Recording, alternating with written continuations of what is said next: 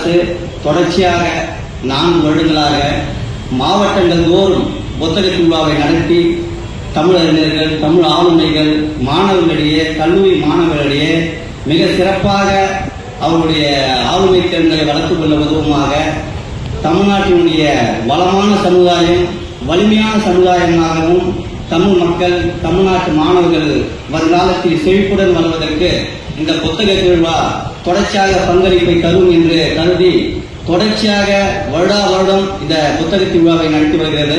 இதற்கு முதலில் தமிழ்நாடு அரசுக்கு என் நெஞ்சார்ந்த நன்றியை. சிறப்பான முறையில் வேலூர் மாவட்டத்தில் 4வது ஆண்டாக இந்த புத்தக திருவிழாவை நடத்துகிறார்கள். மாவட்ட ஆட்சியர் உள்ளிட்ட அனைத்து அதிகாரிகளுக்கும் மற்றும் மிகவும் சிறப்பான ஒரு என்ன சொல்றதுன்னா மிகவும் சிறப்பான ஒரு நூலகத்துறை வேலூர் மாவட்டத்தில் செயல்படுதுன்னா அது மிகையாகாதுன்னு நான் நினைக்கிறேன். ஏன்னா நான் முதல்ல இப்போ இந்த மேடையில் இப்போ பேசுறேன்னா இதற்கு முன்னாடி ஒரு 10 ஆண்டுகளுக்கு நான் முன்னாடி பார்க்குறேன்.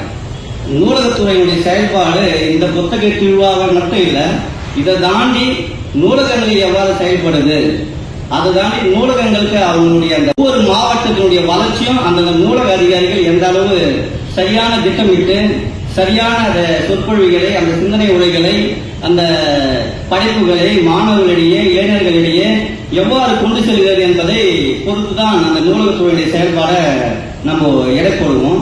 அந்த விதத்தில் சரியா ஒரு 10 ஆண்டுகளுக்கு மேல இருக்குன்னு நினைக்கிறேன். நான் கேவிகுப்பத்திலிருந்து வந்திருக்கேன். கேவிகுப்பத்தில் ஒரு நூலகம் இருக்கு, மாவட்ட கிளை நூலகம் இருக்கு. நான் தமிழ்நாடு அறிவியல் இயக்கத்தில் சமூக பணி செய்துட்டும், எழுத்தாளர் சங்கம், முற்போக்கு இயக்கத்தில் எல்லாம் கவியரங்கம், இலக்கிய கூட்டத்தில் பேசிட்டு இருந்த காலத்தில் குடியாத்தம் பகுதியில் கவிஞர் முல்லைவாசன் இருக்கார். அவர் தான் ஒரு 10 ஆண்டுகளுக்கு முன்னாடி பார்த்துட்டு, நீங்க இலக்கிய பணியெல்லாம் தனியாக செய்யறீங்க, இது நூலகத்துறையோடு சேர்ந்து நீங்க செய்தா ரொம்ப சிறப்பாக இருக்கும்.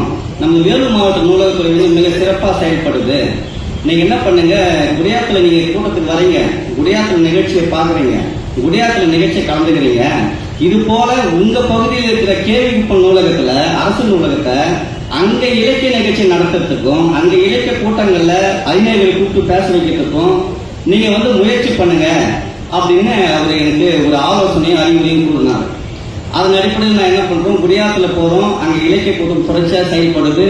ஒவ்வொரு வாசக வட்டத்தில் நாங்கள் கலந்துக்கிறோம், கேவிகுப்பத்தில் வந்து பேசுறோம், மிக சிறப்பாக செயல்படுறாங்க. நூலகத்துறை இருக்கு, நம்ம கேவிகுப்பம் நூலகத்துல வாசக வட்டத்தை நம்ம சிறப்பாக செயல்படுத்தலாம் அப்படின்னு யோசிக்கிறோம்.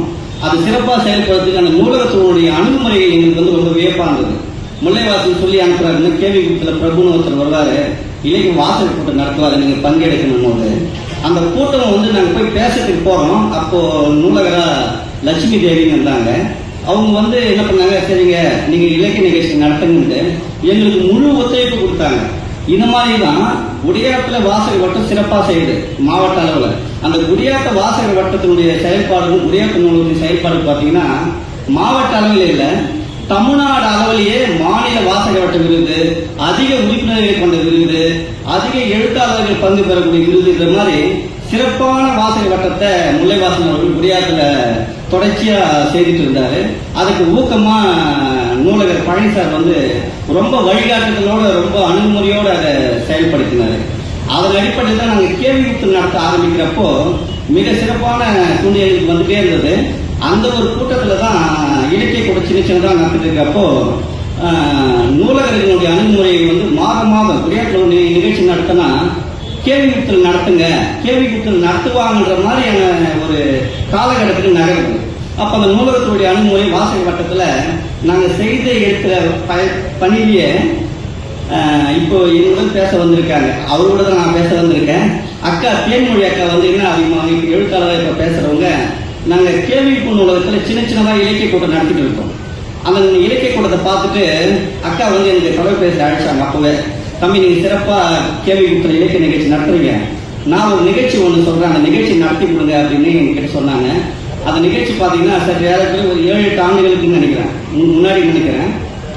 ஒரு அரசு பள்ளி மாணவர்களை அழைச்சிட்டு வந்துட்டு ஒரு சிந்தனை உரை மாதிரி ஒரு கட்டுரை போட்டி, இலக்கிய போட்டியெல்லாம் நடத்தி பெண் ஏன் அடிமையானால் அப்படின்ற ஒரு புத்தகத்தை அவங்க வாங்கிட்டு வந்து ஒரு 60 மாணவர்களுக்கு மேல இலவசமா கொடுத்து ஒரு கட்டுரை தொகுப்பு ஒரு மாபெரும் சிந்தனை உரையா கேவிகுப்பம் நூலகத்துல அக்காவுடைய ஏற்பாட்டில் அப்ப நடந்தது.